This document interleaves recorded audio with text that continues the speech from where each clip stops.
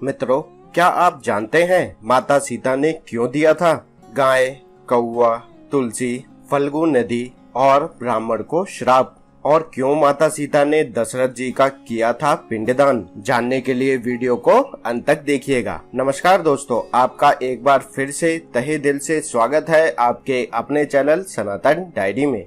जब भगवान श्री राम और माता सीता और लक्ष्मण जी वनवास काट रहे थे, तब श्री राम और लक्ष्मण जी के पिता राजा दशरथ की मृत्यु हो चुकी थी। उसी दौरान पितृ पक्ष था और उन्हें पिंडदान करना था, जो कि किसी पवित्र नदी के पास जाकर ही होगा। इसलिए ये तीनों नदी को ढूंढते ढूंढते गया के फल्गु नदी के तट पर पहुँचे। तब वहाँ पर श्री राम जी ने पंडित जी से पूजा की सामग्री के बारे में पूछा। तब श्री राम जी ने लक्ष्मण जी को जरूरी सामान लाने के लिए पास के गांव में भेजा। जब काफी देर बाद लक्ष्मण जी नहीं लौटे, तो श्री राम ने खुद जाकर लक्ष्मण जी की खोज लेने का निर्णय किया। वहीं बार बार पंडित जी उन्हें शुभ मुहूर्त के निकल जाने के लिए बता रहे थे। तब भगवान श्री राम लक्ष्मण जी की खोज करने के लिए तुरंत निकल पड़े। अब जैसे जैसे समय बीत रहा था, सीता जी की चिंता बढ़ रही थी। समय बीतता जा रहा था, श्री राम और लक्ष्मण जी लौटे नहीं थे।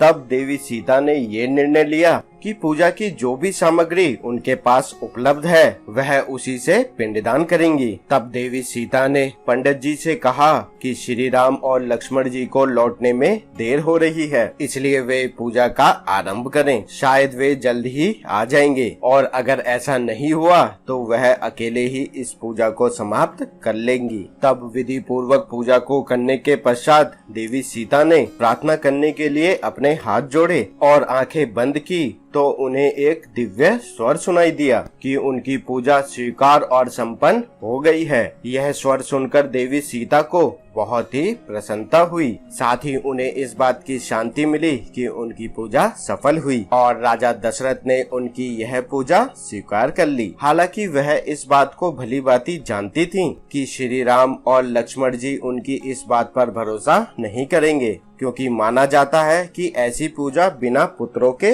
पूरी नहीं होती। तब पश्चात माता सीता ने फल्गु नदी, पूजा में इस्तेमाल होने वाली गायें, वट वृक्ष, कौवे, तुलसी के पौधे और उस पंडित को इस बात का साक्षी बनने को कहा। श्री राम के वापस लौटने पर देवी सीता के लाख समझाने के बाद भी जब श्री राम ने उनकी बात नहीं मानी, तब देवी सीता ने सभी साक्षियों से अनुरोध किया कि वे श्री राम को सच्चाई बताएं। लेकिन श्री राम जी के क्रोध को देखकर किसी ने भी सत्य बताने की कोशिश नहीं की। केवल वट वृक्ष ने श्री राम जी को सारी बात बताई। इस बात से देवी सीता बहुत ही क्रोधित हुई और क्रोध में आकर उन सभी को श्राप दे दिया। देवी सीता ने फल्गु नदी को श्राप दिया कि वह सिर्फ नाम की नदी रहेगी, उसमें पानी नहीं रहेगा। इसलिए आज भी इस नदी में पानी न होने के कारण यह नदी सूखी पड़ी है। फिर देवी सीता ने गाय को श्राप दिया कि उनके पूरे शरीर की पूजा नहीं की जाएगी। हिंदू धर्म में केवल उसके पीछे के हिस्से को ही